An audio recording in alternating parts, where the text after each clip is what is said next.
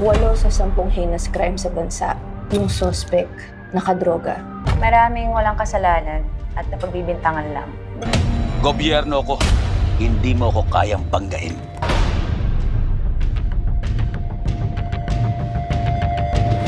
Bakit tayo binabalot ng ganitong klaseng kadiliman?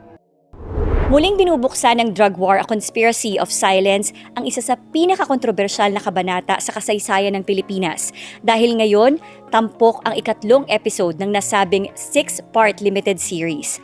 Andito tayo ngayon sa isang mall sa BGC para sa special screening bago ito ipalabas sa publiko sa YouTube channel ng Rain Entertainment. Tinututukan ng nasabing serye ang anti-drug campaign ng Duterte administration at ang mga storya at kwento na nabuo sa gitna ng kontrobersyal na kampanya laban sa droga. Pinagbibidahan ito ng ilan sa mga batikang aktor sa ating bansa kabilang na si Ian Veneracion, John Arcilla, Jane Oineza at Harvey Bautista. Ring YouTube channel. Sa talkback ng special screening, sinabi ng direktor at co-writer ng Drug War, A Conspiracy of Silence na si Shugo Praico na sa gitna ng ingay at magkakaibang pananaw tungkol sa drug war, nais ng serye na iparamdam ang mga kwentong hindi naririnig. Kabilang dito ang sinapit ng mga biktima at mga pamilyang naiwan, mga karanasan ng mga pulis na inatasang ipatupad ang mga kautusan, at ang takot na bumalot sa mga komunidad noong panahong iyon. Paliwanag ni Praico, hindi layunin ng serye na baguhin ang paniniwala o opinyon ng sinuman. Sa halip, nais nilang muling pag-usapan ang mga nangyari upang hindi ito makalimutan, mas maunawaan ang iba't ibang karanasan, at sa huli, makatulong sa proseso ng paghilom. Our hope really is to, syempre, hustisya para sa mga naging biktima. I hope in our small way, series helps in hearing their stories, these victims.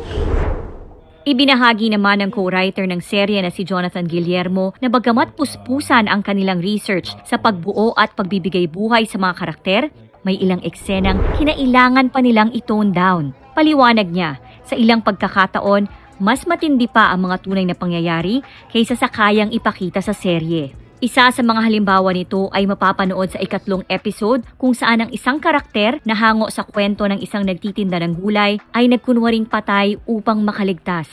Para naman kay Harvey Bautista na gumanap bilang Kiko, isa sa mga pangunahing karakter sa drug war, mahalagang makita ng mga manonood na ang pinagdaraanan ng kanyang karakter ay nangyayari rin sa totoong buhay. Si Kiko ay isang kabataang sumubok magdroga, nagsimulang magbago at bumuo ng bagong buhay. Pero sa kabila ng kanyang pagsisikap, patuloy siyang naiipit sa isang sistemang mahirap takasan. For the audiences who will be able to watch Drug War, what do you want them to take away from the series?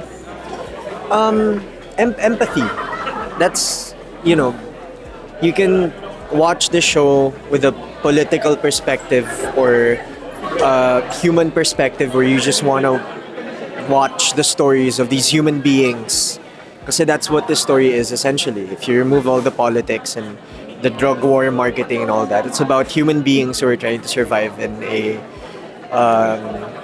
an environment that isn't built for them specifically, diba? So I hope people learn to empathize with the story. Remove all the political, obviously it's hard to remove all the political lenses and everything, but this is a story about human beings trying to help other human beings, and I think that's what I hope they focus on. I play Aling Lydia. Ayon naman sa veteranang aktres na si Malu Crisologo na gumanap bilang Aling Lydia, umaasa siyang makikita ng mga manonood ang kanilang sarili sa mga karakter ng drug war. Aniya, maliit man ang kanyang papel sa serye, para raw itong puwing, maliit pero may epekto sa kabuuan ng kwento. Ganito rin daw sa totoong buhay. Maaaring pakiramdam natin ay maliit lang ang ating kontribusyon, pero mahalaga pa ring hanapin at gamitin ang ating boses, lalo na sa mga panahong kailangang manindigan para sa katotohanan. Pinuri naman ng mga dumalo sa screening ang serye. Para sa kanila, mahalagang magkaroon ng mga palabas na tumatalakay sa mga ganitong issue upang manatiling bukas ang pag-uusap tungkol sa mga nangyari noong kampanya kontra droga. you might think that something like that might never happen to you, but this show completely depicts that false narrative. Na it could have been anyone you love, it could have been your sister, it could have been your brother, your father, and anyone you love. Kasi I think the very problem that we face is that we don't have mediums like this para mag-spark. Not even spark. Because spark is such a... Continue. Like to keep the conversation going, because we owe it to these people. Regardless of what you believe in, with how you tackle the issue of addiction and abuse of drugs, at the end of the day, people are people.